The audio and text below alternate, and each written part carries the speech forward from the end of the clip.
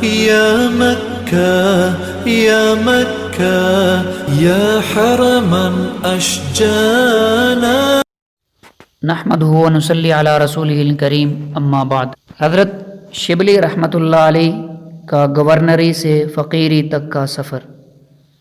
عباسی دور خلافت میں اسلامی حکومت کی وسعتیں لاکھوں مربع میل کے علاقے تک پھیل چکی تھی۔ مختلف علاقوں کے گورنر اپنے وسائل کو بروئے کار لاتے ہوئے حکومتی نظم و نسق چلا رہے تھے۔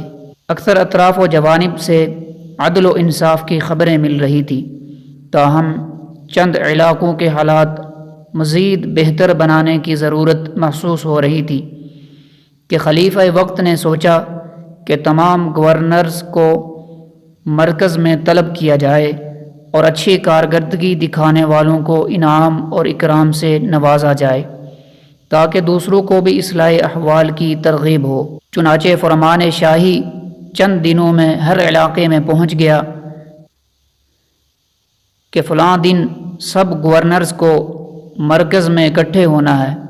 بالآخر وہ دن آ پہنچا جس کے لیے گورنر حضرات ہزاروں میل کا سفر طے کر کے آئے تھے۔ خلیفہ وقت نے ایک خصوصی نشست میں سب کو جمع کیا، بعض اچھی کارکردگی دکھانے والوں کو خصوصی لطف و اکرام سے نوازا اور بقیہ حضرات کو نصیحتیں کی۔ محفل کے اختتام پر خلیفہ وقت نے سب حضرات کو اپنی طرف سے ایک خلعت عطا کی اور اگلے دن خصوصی دعوت کا اہتمام کیا۔ سب حضرات اپنی اپنی خصوصی پوشاک پہن کر اگلے دن دعوت میں آئیں گے۔ پرتکلف کھانوں اور لذیذ پھلوں کی ضیافت سے لطف اندوز ہوئے۔ کھانے کے بعد تبادلہ خیالات اور گزارش احوال واقعے کی محفل گرم ہوئی۔ سب لوگ انتہائی خوش تھے۔ خلیفہ وقت کی خوشی بھی اس کے چہرے سے عیاں تھی۔ عین اسی وقت ایک گورنر کو چھینک آ رہی تھی اور وہ اسے اپنی قوت سے دبا رہا تھا۔ تھوڑی دیر کی کشمکش کے بعد گورنر کو 2-3 چھینکیں اکٹھی آئیں۔ تھوڑی دیر کے لیے محفل کا ماحول تبدیل ہوا۔ سب لوگوں نے اس کی طرف دیکھا۔ چھینک آنا ایک طبی امر ہے، مگر جس گورنر کو چھینک آئی وہ سبکی محسوس کرنے لگا تھا، کیونکہ اس کی ناک سے کچھ اور مواد بھی نکل آیا تھا۔ جب سب لوگ خلیفہ وقت کی طرف متوجہ ہوئے تو اس گورنر نے موقع کو غنیمت جانتے ہوئے اپنی اس خلعت کے ایک کونے سے ناک کو صاف کر لیا۔ اللہ تعالیٰ کی شان کہ عین اسی لمحے خلیفہ وقت اس گورنر کی طرف دیکھ رہا تھا۔ جب اس نے دیکھا کہ اس کی عطا کردہ خلعت کے ساتھ گورنر نے ناک سے نکلے ہوئے مواد کو صاف کیا تو اس کے غصے کی انتہا نہ رہی۔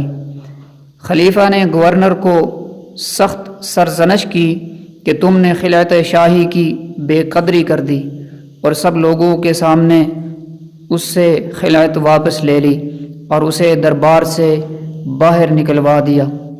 مجلس کی خوشیاں خاک میں مل گئیں اور سب گورنر حضرات پریشان ہو گئے کہ کہیں ان کا حشر بھی اس جیسا نہ ہو جائے۔ وزیر نے حالات کی نزاکت کا خیال کرتے ہوئے خلیفہ وقت سے کہا کہ آپ محفل برخاست کر دیں۔ چنانچہ محفل ختم ہونے کا اعلان کر دیا گیا۔ سب گورنر حضرات اپنی رہائش گاہوں کی طرف لوٹ گئے۔ دربار میں خلیفہ اور وزیر باقی رہ گئے۔ تھوڑی دیر بعد دربان نے آ کر اطلاع دی کہ فلاں علاقے کا گورنر شرف یابی چاہتا ہے۔ خلیفہ وقت نے اندر آنے کی اجازت دی۔ اس گورنر نے اندر آ کر سلام کیا اور پوچھا کہ چھینک آنا اختیاری امر ہے یا غیر اختیاری امر ہے۔ خلیفہ وقت نے سوال کی نزاکت کو بامتے ہوئے اسے کہا، تمہیں ایسا پوچھنے کی کیا ضرورت ہے، جاؤ اپنا کام کرو۔ گورنر نے دوسرا سوال پوچھا کہ جس آدمی نے خلعت سے ناک صاف کیا اس کی سزا یہی کیا لازمی تھی کہ برے دربار میں ذلیل و رسوا کر دیا جائے، یا اس سے کم سزا بھی دی جا سکتی تھی؟ یہ سوال سن کر خلیفہ وقت نے کہا، تمہارے سوال سے محاسبے کی بو آتی ہے، میں تمہیں تنبیہ کرتا ہوں کہ ایسی بات مت کرو ورنہ پچھتاؤ گے۔ گورنر نے کہا، بادشاہ سلامت، مجھے ایک بات سمجھ میں آئی ہے کہ آپ نے ایک شخص کو خلعت پہنائی اور اس نے اس کی ناقدری کی تو آپ نے سارے بازار اس کو رسوا کر دیا، ذلیل کر دیا اور دربار سے نکال دیا۔ مجھے خیال آیا کہ رب کریم نے مجھے بھی انسانیت کی خلعت پہنا کر دنیا میں بھیجا ہوا ہے، اگر میں نے اس کی ناقدری کی تو اللہ تعالیٰ مجھے بھی روز محشر اسی طرح ذلیل و رسوا کر دیں گے۔ یہ کہہ کر اس نے اپنی خلعت اتار کر تخت پر پھینکی اور کہا کہ میں پہلے اپنی خلعت انسانی کی قدر کروں تاکہ محشر کے روز ذلت سے بچ سکوں۔